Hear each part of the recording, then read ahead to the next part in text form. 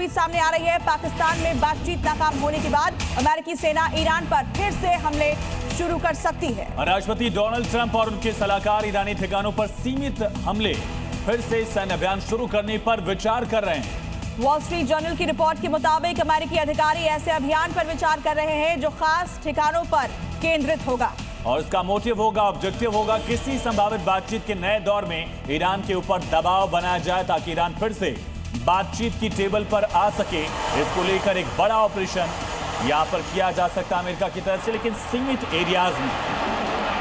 तो इस वक्त ये बड़ी खबर है वॉल स्ट्रीट जर्नल के हवाले से जो जानकारी मिल रही है, खास ठिकानों पर अमेरिका की तरफ से हमला किया जा सकता है और ये सब इसलिए ताकि ईरान पर दबाव बनाया जा सके। हालांकि ईरान बार बार ये कह रहा है कि अमेरिका की शर्तों पर सहमति नहीं बनेगी।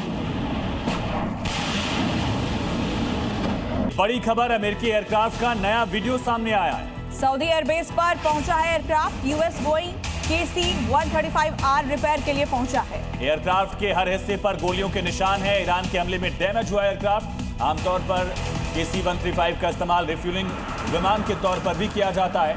ये तस्वीर आप देखिए, इस तस्वीर को ठहर कर देखिए किस तरह से इस पे शेल्स के निशान हैं। काफी डैमेज हुआ है इस विमान को। तो अमेरिकी एयरक्राफ्ट की तस्वीर हम आपको दिखा रहे हैं।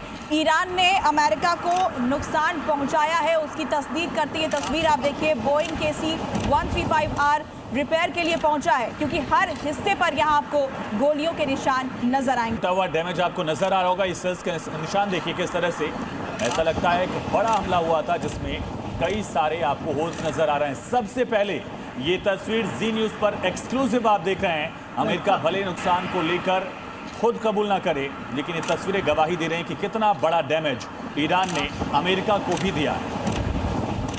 तो ये जंग दोनों ही देशों के लिए महंगी साबित हो रही है, लेकिन बावजूद इसके जब बातचीत की टेबल पर दोनों देश आए तो कोई भी झुकने को तैयार नहीं हुआ। यूएस एयरक्राफ्ट का ये वीडियो हम आपको दिखा रहे हैं। जी न्यूज पर एक्सक्लूसिव तस्वीर आप देखिए और इन तस्वीरों को देखकर आप आसानी से समझ सकते हैं कि इस युद्ध में अमेरिका को भी नुकसान उठाना पड़ रहा है। रिपेयरिंग के लिए ये जो एयरक्राफ्ट है ये पहुंचा है, जिसकी तस्वीर सामने आई है। और सऊदी में ही दरअसल दावा किया गया था कि ईरान की तरफ से एक अवॉक्स को भी ढेर किया गया था। कई जेट्स को टारगेट किया गया था सऊदी के एयरबेस पे जहां अमेरिकी जेट्स तैनात थे। और ये तस्वीर भी बता रही है कि इससे बड़ा नुकसान हुआ है ईरान की स्ट्राइक्स में। जो ड्रोन हमले किए गए, कुछ जगह दावा किया गया कि ड्रोन से अटैक किया गया था। पॉसिबल है कि क्लस्टर एमुनिशन से भी ये अलग अलग जो छेद आप देख रहे हैं होल्स हो चुके हैं। पूरा एयरक्राफ्ट जो है उसका अगला हिस्सा डैमेज हो चुका है। मिड पोर्शन पर भी इसी तरह से आप कई सारे निशान देख रहे हैं।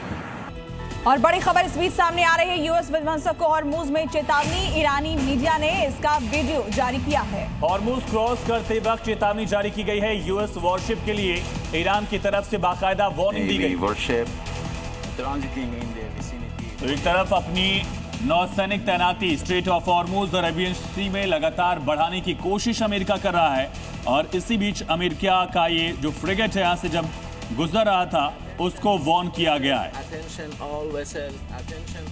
और बड़ी खबर, ईरान को लेकर ट्रंप ने बड़ा बयान दिया। कहा ईरान को लेकर कोई परवाह नहीं है।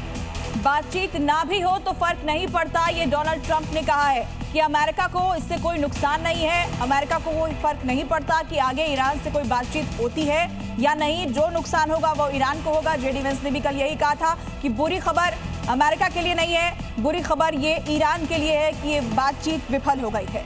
तो डोनाल्ड ट्रंप की तरफ से एक बार फिर से धमकी दी गई है। पहले से ही हॉर्मुज बंद था, डोनाल्ड ट्रंप अब कैसे उसको बंद कर देंगे?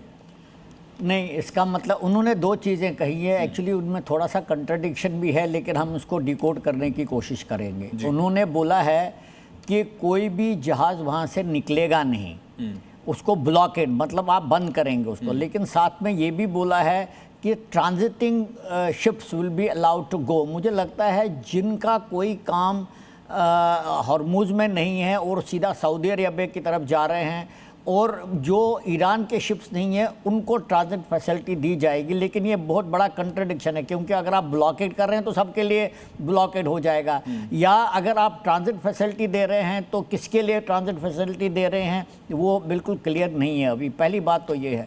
दूसरी बात ये है, मुझे लगता है अमेरिका खासकर प्रेसिडेंट ट्रंप अभी भी आश्वस्त हैं कि शायद कुछ बात बनेगी ईरान के साथ, शायद किसी न किसी जगह या किसी न किसी समय समझौता होगा। उन्होंने ये बताया कि न्यूक्लियर डील को छोड़कर ईरान सब चीज़ पर सहमत हुआ है, ये उनका स्टेटमेंट है।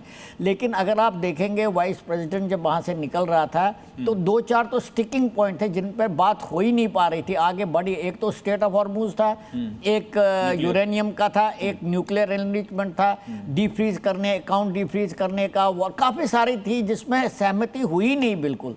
तो प्रेसिडेंट ट्रंप का ये बोलना कि बाकी शर्तें ईरान मान गया है, तो मुझे लगता है कि मतलब या तो अमेरिका क्लियर नहीं है या कुछ छुपाया जा रहा है।